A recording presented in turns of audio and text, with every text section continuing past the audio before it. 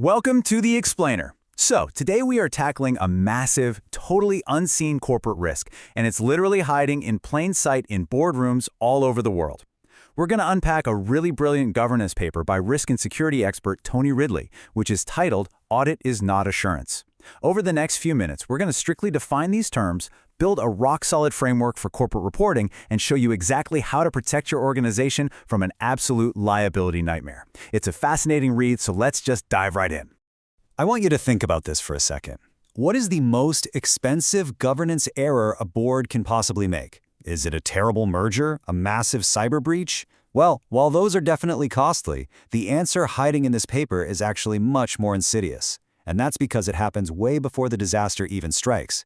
It happens when executives and boards assume they've bought a rigorous measurement of their risk, when in reality, they've just bought an opinion. Tony Ridley really hits the nail on the head with this insight. He says, treating these as interchangeable is the most common and the most expensive governance error in this field. He's talking about the dangerous habit of blurring the lines between audit, assurance, and advisory. Look, when a board accepts assurance but was actually just handed an advisory opinion, or they accept an audit that had zero concrete criteria to measure against, they are accepting a level of comfort they haven't actually earned. And legally speaking, that creates massive liability down the road. Here's our quick roadmap for today's explainer. First, we'll define the core terms. Then we'll look at the 3 non-negotiable conditions of a real audit. After that, we'll expose the equivalency fallacy, break down legal defensibility, and finally, arm you with the board's playbook. All right, Section 1, defining the core terms. And let me be clear, precision here is not pedantry. It's absolutely crucial. Let's start with audit.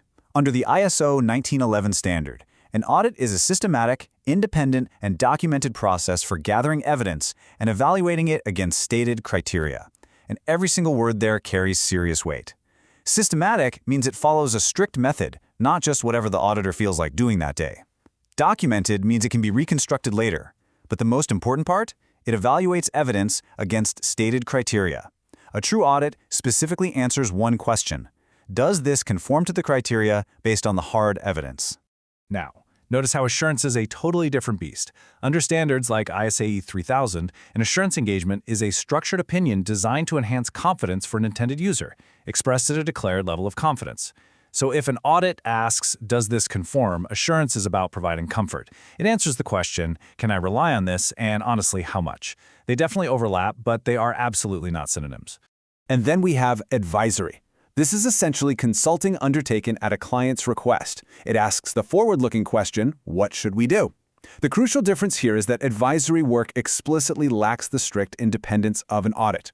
Think about it. If an advisor helps you design a new security control, they cannot turn around and independently audit that exact same control later. You just can't grade your own homework. That required independence has completely vanished. So if we look at them side by side, the differences are stark. An audit tests conformity. It is strictly evidence-based, it's reproducible, and independence is mandatory. Advisory, on the flip side, rests mostly on professional judgment and is essentially client-requested advice. Here's the ultimate test. If another competent auditor looks at the exact same evidence, they should reach the exact same finding. If they wouldn't, well, you don't have an audit. The practical takeaway for you here is simple. Ask which of these you are actually paying for in writing before you ever read the findings. Moving on to Section 2, 3 conditions of audits. These are your pillars of defensibility. For an audit to actually hold up under the brutal scrutiny of an insurer, a regulator, or a court of law, it needs 3 specific conditions: a competent individual, an objective process, and stated criteria. And here is the real kicker from Ridley's paper. These 3 things are cumulative, meaning hitting 2 out of 3 doesn't mean you get a partial audit. It means you have 0 audit. It's the whole shebang or nothing. Let's break down Condition 1, competence. True competence is a mix of personal behavior and the ability to apply highly specific skills. It is not just a fancy job title on a business card. If you remove the specifically competent person from the equation, what you're left with is just an opinion wearing a uniform. And, as we'll see in a minute, being a genius in one discipline doesn't make you competent in all of them. Condition 2 is an objective, repeatable process. A real audit must trace every single finding back to specific, tangible evidence samples. It can't just tell a meandering story. If you remove that objective process, you just have a narrative. The process has to exist on paper before the work even begins. You absolutely cannot reverse engineer the process to fit the conclusion you want. And condition 3, stated criteria.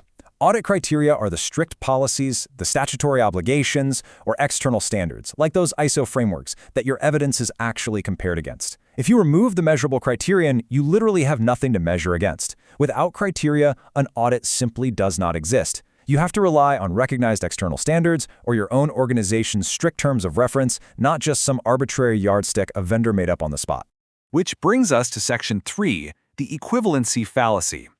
Why having the title of auditor is not a universal hall pass. Consider this contrast because it happens all the time. A highly qualified accountant is perfectly competent to audit your financial statements. They're great at it. But that competence does not magically transfer over to auditing a critical infrastructure security program or some complex sociotechnical system where human behavior, tech, and environments all violently interact. The methods are different, the evidence is different, and how those systems fail is completely different. A board should never, ever just ask, is this person an auditor? They need to be asking, is this person competent to audit this specific system? Section 4, legal defensibility. Reconstructing the past.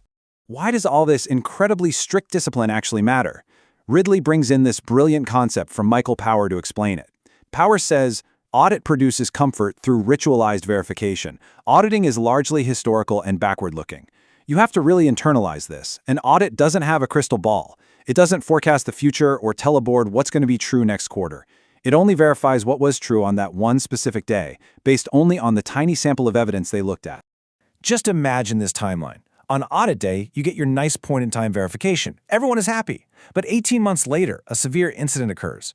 Now, under frameworks like the Work Health and Safety Act, officers have a personal due diligence obligation. So at a future date, when the lawyers and the regulators inevitably show up, that original audit report has to be perfectly reconstructed for a court by someone who wasn't even in the room. An opinion-based narrative is not going to protect you there.